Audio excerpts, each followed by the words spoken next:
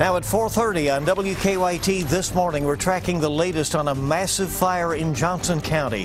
Authorities say multiple businesses and homes are destroyed, and we'll have the latest. Family and friends of two victims of a deadly crash in Jessamine County are being remembered today.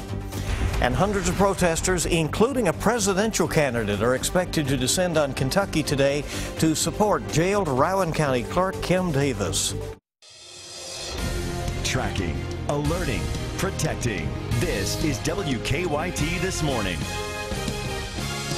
Good morning to you from WKYT. Welcome in on a Tuesday that seems like Monday for a lot of folks getting back to work. I'm Bill Bryant. And I'm Rebecca Smith. Let's see what maybe it's Monday for you as far as your work day. Let's see what it's looking like weather-wise. Weather-wise, it's going to look just the same. It's going to feel just the same, but I will have good news for you as we go and progress throughout your forecast. Things will get better. Temperatures will go down. We'll actually see some rain out and about. Not seeing it for today. Only a slight chance in toward the afternoon. Again, you've heard me say that 8 consecutive days. Temperatures are there in the 60s. Bad reading out of the airport at 73. It's more like 68 outside. 90 degrees by the afternoon. This is your last day of 90-degree days. Then we'll see those temperatures drop off big time. I'll show you that when you can expect the rain and all coming up. All right, it has been a hot stretch. Thank you. Today is going to be an interesting one for the incarcerated Rowan County Clerk Kim Davis. Supporters from around the country, including a presidential candidate, are set to attend a rally for her this afternoon. As the rallies continue, so do the legal appeals. Davis's attorneys filed an emergency motion to the U.S. 6th Circuit Court of Appeals yesterday. The filing asked for Kentucky Governor Steve Beshear to accommodate her religious convictions and not make her issue licenses to same-sex couples. Meanwhile, Davis's supporters descended on federal judge David Bunning's home to try and get him to release her. WKYT's Garrett Weimer has the latest on the rallies and the legal battles. Police cars and protesters lined the streets, turning this northern Kentucky neighborhood into quite a sight to see Monday afternoon. Well, we're out here having church in front of the judge's home.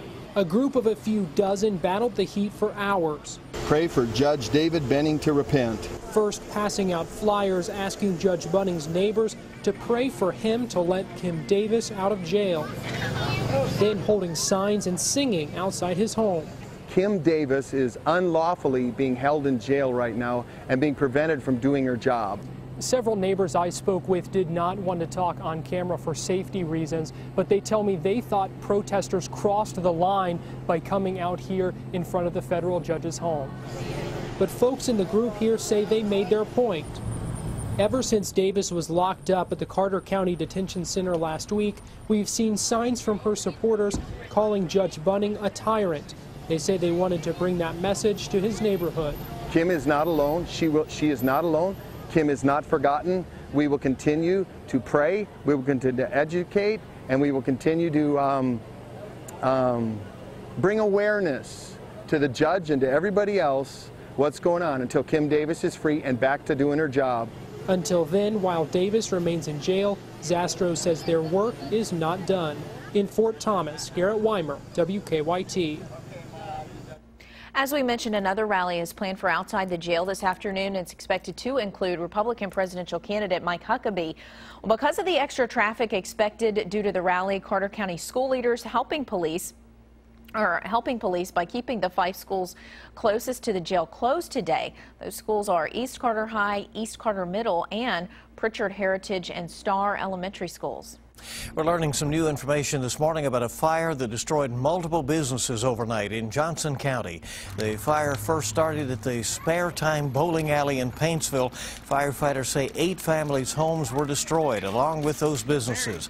One firefighter was injured after a fall while fighting the flames. So far, the cause of the fire has not been determined, and crews are continuing to investigate. WKYT News is also tracking a shooting late last night near UK's campus. Lexington police were called around 9:30 last night to the parking lot of Dairy Queen on Virginia Avenue. They found shell casings, and a short time later, they found a man had been shot outside a gas station on South Broadway. Police say they are still trying to figure out what led up to the shooting. We did recover a bag of marijuana. Still investigating as to whether or not that has any connection to the shooting. Police say the victim was taken to UK hospital with non-life-threatening injuries. So far, they have not made any arrests. Police say they alerted UK to the shooting since it happened so close to campus. Well, friends and family of a man and girl killed in a Jessamine County crash are remembering them. Investigators say Rusty Johnson died yesterday on US 27 when an SUV crossed the center line and hit his truck. Investigators say the daughter of Johnson's fiancee, 5-year-old Lauren Osland, also died, along with the driver of the SUV, 51-year-old Robbie Chaffins.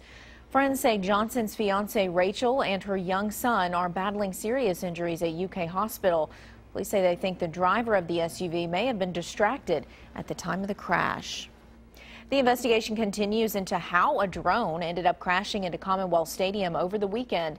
Happened just minutes before the UK football team's game against Louisiana Lafayette kicked off. No one was injured, but the University of Kentucky says that the drone belongs to a student. Drone experts say the devices are becoming cheaper and easier to buy. They say many people who buy them don't take time to learn how to use them properly or learn the rules of the air. Folks buying stuff off the shelf, not researching it, and not totally knowing how to fly.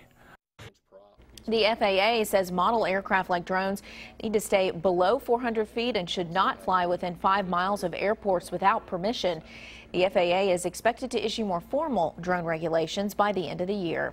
The time is 4:36 on WKYT this morning. What started off as a standoff ended peacefully overnight in Georgetown. Police were called to the intersection of North Broadway and Penn Avenue. So far, we have not gotten many details from police or firefighters about exactly what went on there. Still asking questions. We do know that no one was injured.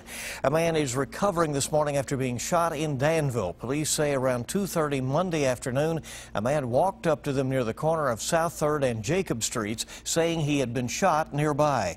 Danville police say he had a gunshot wound to his left hand. The victim was taken to a local hospital for treatment. Police have not released any information about possible suspects or what they think led up to the shooting. Fire investigators in Madison County are looking into what caused an unusual fire in Red Lick. The fire department there shared these photos of a silo fire off of Speedway Road yesterday afternoon. That's Speedwell. Firefighters say they fought the fire by drowning it from the top. They say they had a challenge getting through fields to get to the silo. No injuries were reported. Investigators still looking into what caused a large fire in downtown Hazard a week ago today. The fire destroyed apartments and a restaurant. Dozens of people lost their homes. The Bureau of Alcohol, Tobacco and Firearms, the ATF, is handling the investigation. They're beginning to work different parts of the building, looking through the fire debris, trying to determine the progression of the fire and work their way toward what we expect to be an origin of a fire area. Electrical and fire protection engineers are also helping with the investigation. Later today, a group hoping to keep a Lexington Kroger store open are expected to send a petition to the company. Kroger is planning to close its Romney Road location this weekend. The company blames years of declining sales for its decision. A petition has been going around asking to keep the store open, and hundreds of people have signed it. Neighbors have also started a Facebook campaign to try to save the store. WKYT this morning just getting started. 4:38 is the time on your Tuesday morning.